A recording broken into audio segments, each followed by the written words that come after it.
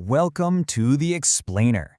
If you're the kind of person who loves organizing complex information, well, you're definitely in the right place. Today, we're going to explore a truly fascinating transformation. We're looking at how we can take massive, totally messy piles of raw data and actually turn them into structured, intelligent, machine-readable knowledge. And we'll be looking at a specific tool that sits right at the very heart of this whole process. But before we dive into the tool itself, consider this for a second. Computers can store just immense volumes of data, right? We're talking petabytes of websites, customer systems, digital services, but do they actually understand any of it? Storing data is absolutely not the same thing as comprehending what that data actually means. And honestly, this brings us right to our modern data dilemma. So here's our roadmap for today's explainer. First, we're going to look at that modern data dilemma. Then we'll define what an ontology actually is. And after that, we'll meet the Protégé editor. From there, we'll build a university ontology together, explore some real-world applications, and finally, wrap things up with a few best practices and challenges. All right, let's jump straight into Section 1, the modern data dilemma. Storing data versus understanding data. Think of your traditional databases kind of like a giant metal filing cabinet. They hold all this raw text, numbers, dates, but there's no context. I mean, if you open a drawer and pull out a file that just says 35, the cabinet doesn't know if that's an age, a temperature, or maybe a shoe size. To really understand data, systems need context and logical relationships.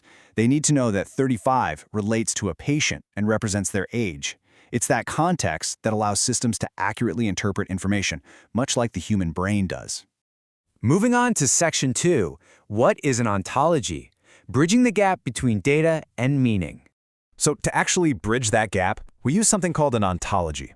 In the realm of computer science, this is a formal representation of knowledge within a specific subject area. It basically identifies the important concepts and explains exactly how they relate to one another. So it's not just storing terms, it's describing their meanings in a structured, machine-readable format.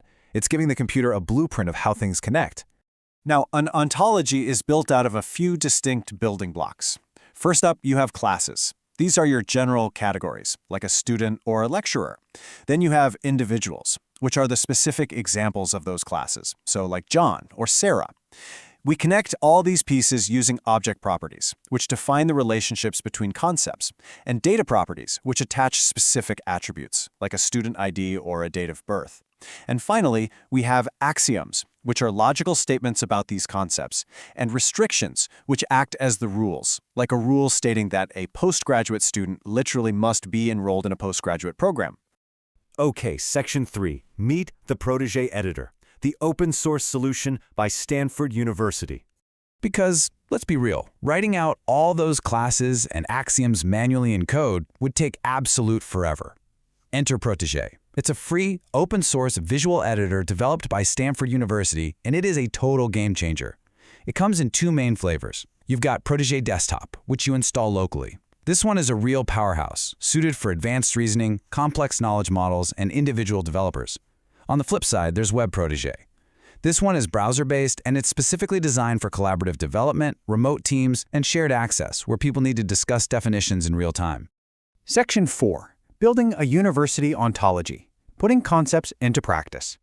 Let's actually walk through building a basic model step by step. Step 1, you need to define your purpose and create a unique IRI. Think of that like a unique ID tag for your whole ontology. Step 2, you establish your main classes, like person or module, to create a basic hierarchy. Step 3, you define those object and data properties we talked about. Then, in Step 4, you populate the model by adding individuals and setting your logical restrictions. And then we hit Step 5, which is absolutely crucial. You run the reasoner. This is an automated tool that checks your entire model for logical consistency, just making sure there are no contradictory definitions lurking in there. This part really gets to the heart of what happens when we define object properties. These properties connect your entities using a verb-like relationship. For example, a doctor treats a patient, or a student studies a module. This is exactly how Protégé maps out the dynamic ways concepts interact in the real world. It essentially weaves what would just be a static list of terms into a rich, interconnected web of knowledge. Now, Protégé supports OWL, which stands for the Web Ontology Language. And because OWL is rooted in computational logic, it gives Protégé a sort of superpower. As we've learned, a reasoning system can analyze an OWL ontology and actually infer information that hasn't been entered directly. It acts like a logic engine, literally generating brand new knowledge from the rules you set up. Let's look at that magic of inference in practice. Say Axiom 1 states, every postgraduate researcher is a student, and Axiom 2 states, every student is a university member. Now, if we input just a single isolated fact that Aisha is a postgraduate researcher, the reasoner steps in and automatically infers that Aisha is both a student and a university member. We never explicitly typed that out, but the system understood the underlying logic well enough to figure it out entirely on its own. That is just incredibly powerful. Let's shift to Section 5, Real-World Applications, where knowledge models live. So, you might be wondering, who is actually using this stuff out in the wild? Well, major industries everywhere, for sure. In artificial intelligence, Protégé provides the structured knowledge layer behind knowledge graphs, expert systems, and explainable AI. In healthcare, it's used to map incredibly complex disease and treatment relationships. In fact, the World Health Organization's ICD-11 was developed using Protégé-based environments. It's also completely foundational to the Semantic Web for shared online definitions, and it's heavily used in enterprise data modeling to keep shared business terminology perfectly synced up across massive organizations. And finally, Section 6, Best Practices and Challenges, Navigating the Ontology Build. Now, as amazing as Protégé is, we have to admit that building an ontology isn't exactly a walk in the park. There are definitely some challenges. First, there's a pretty steep learning curve when it comes to grasping domains, axioms, and logic.